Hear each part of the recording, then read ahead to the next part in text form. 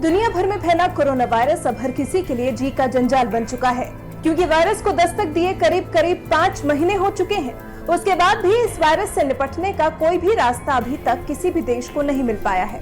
और क्योंकि ये वायरस चीन के वुहान शहर से फैला है, इसलिए कयास लगाए जा रहे हैं कि हो न हो दुनिया को बर्बाद करने के लिए चीन ने जानबूझकर पूरी दुनिया में इस वायरस को फैलाया है।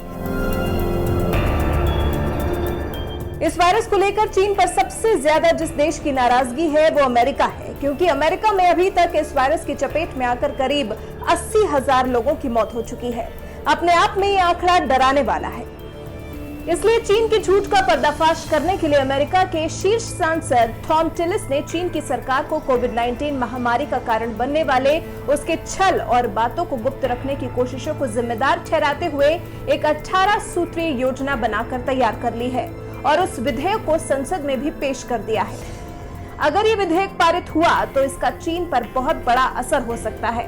साथ ही राष्ट्रपति ट्रंप को इस विधेयक के पारित होने के साथ ही चीन की संपत्तियों को जब्त करने, यात्रा संबंधी प्रतिबंध लगाने और वीजा रद्द करने का अधिकार भी होगा। अब आपको बताते हैं कि उस विधेयक में ऐसा क्या है जिससे चीन के खिलाफ इतनी बड़ी कार्रवाई अमेरिका कर सकेगा। सबसे पहले तो इस विधेयक में चीनी सरकार से मुआवजे की मांग की गई है। साथ ही वायरस के बारे में झूठ फैलाने के लिए उस पर प्रतिबंध लगाए जाने का सुझाव दिया गया है। चीन को उसके अत्याचारी मानवाधिकार रिकॉर्ड के लिए भी प्रतिबंधित किए जाने की मांग की गई है। सांसद टिलिस ने ट्रंप प्रशासन से अंतर्राष्ट्रीय ओलंपिक समिति से औपचारिक तौर पर अनुरोध कर बीजिंग से साल 2020 शीतकालीन ओलंपिक वापस लेने की भी अपील की है। अमेरिकी लोगों के स्वास्थ्य की रक्षा और अर्थव्यवस्था को हुए नुकसान की भरपाई के लिए चीन को प्रतिबंधित किया जाए। इस विधेयक के जरिए पैसिफिक डिटरेंस इनिशिएटिव नाम के एक कार्यक्रम को भी शुरू करने की मांग की गई है, जिसमें $20 बिलियन के सैन्य साजो सामान के लिए फंडिंग अमेरिका की तरफ से की जाएगी।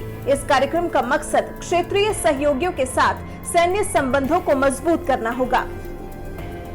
भारत, ताइवान और वियतनाम को स्टेट ऑफ द आर्ट सैन्य उपकरणों की बिक्री को भी मंजूरी देने की मांग। जापान और दक्षिण कोरिया से भी सेना के पुनर्गठन और घातक मिलिट्री सामान के लिए मदद करने की अपील।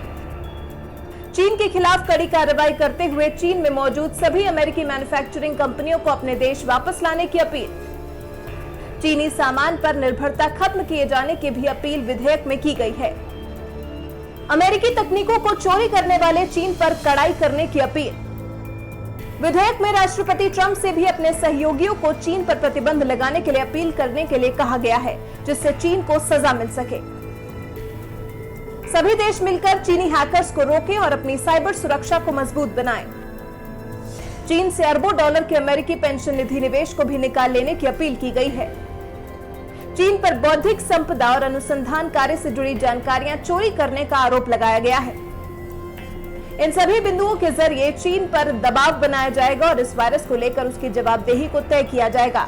अगर चीन के खिलाफ ये कड़ा कदम नहीं उठाया गया तो संभव है कि चीन के भविष्य में किए ऐसे काम दुनिया को और तरह की हानि पहुंचा सकते हैं।